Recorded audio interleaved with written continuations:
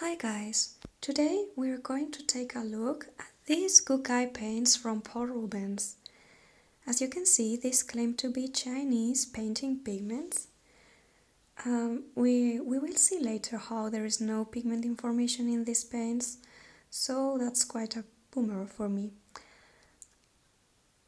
You can see the beautiful packaging from Paul Rubens, which is something I always appreciate from them. They have thoughtful and pretty boxes and packagings, and that's always nice. I picked the 12 color set,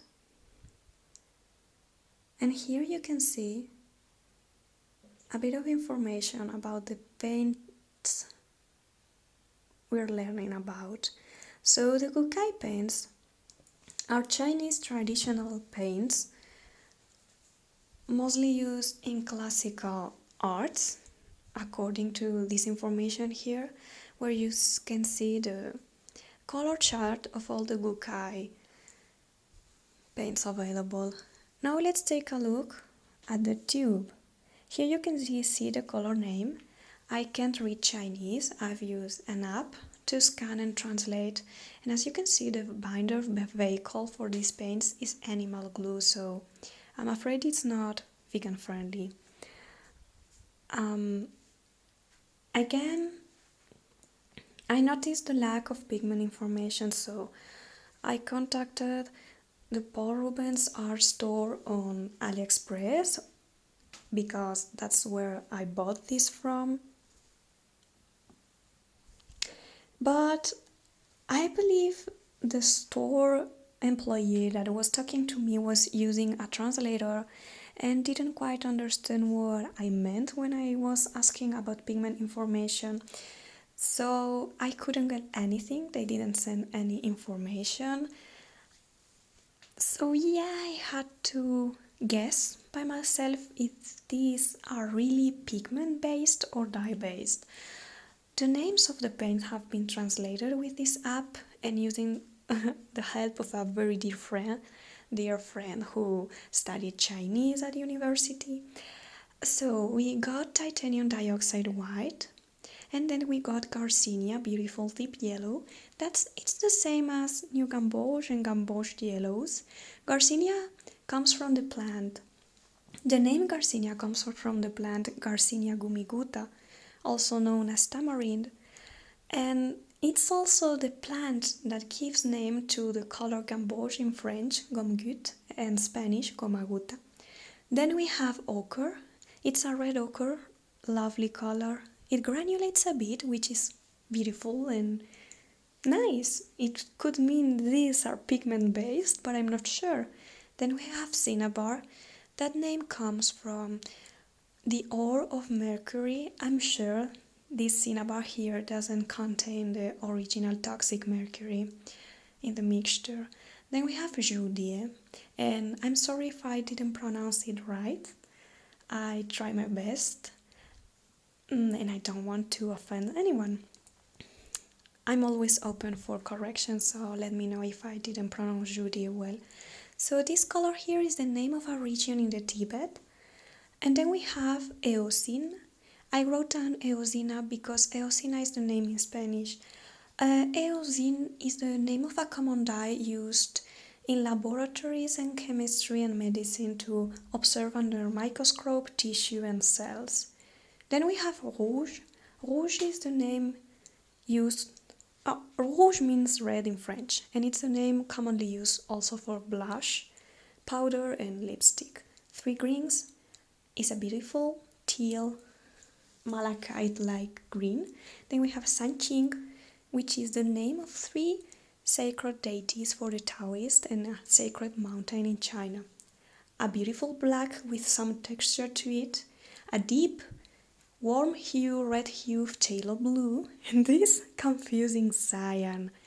I was really confused because cyan, I expected a lighter blue, more like a lighter phthalo or manganese blue, and it's more like indigo or Payne's gray, which was weird, but I'm okay with that. I like this color, and then I decided to try out and see if this phthalo blue is really red shade, warm hue, and yes, it mixes beautiful purples and it's a warm blue. I mixed it with eosin, and then I decided to try to test the flow, because I noticed when I was swatching the rouge color down, it flows quite a lot. It flows more than gouache, but it's not as flowy as watercolor.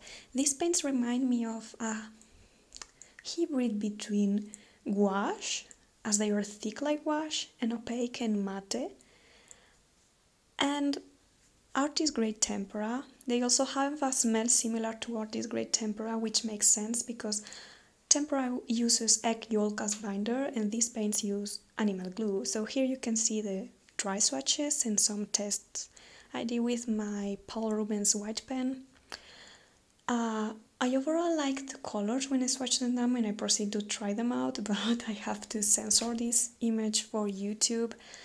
And also I was using them for this sketch of my mother resting with my cat and dog, and I used them for this portrait of one of my characters and some studies I can't show on camera sadly because YouTube doesn't like tatas and nudity, so no studies and nudity. And to see if these paints were truly pigment based or dye based, I thought maybe we could do some lightfastness tests. These could help determine whether they're not pigment or dye based. And I swatched them down, the colors, and since I had so much space left on the right strip of paper, I decided to swatch down some handmade watercolors from me and see how they perform. I hope they're pigment based, and I really hope the blues, the green and maybe the ochre are light fast as the tubes say, because the labels all say these have excellent light fastness, and I really hope, I wish these were light fast and pigment based. So let's see how do these babies perform, and if these are the Gucai, and on the left side the bottom one is a Rosa Gallery swatch, and the last 5 colors on the right side are mine. Anyway, sorry I waffled too much. So you guys know I'm performing some light fastness tests, and I'm going to glue down these new swatches, and I noted down the day I put them up, and we'll see in a couple of weeks, in a week, an update, and we'll see. Thank you for watching.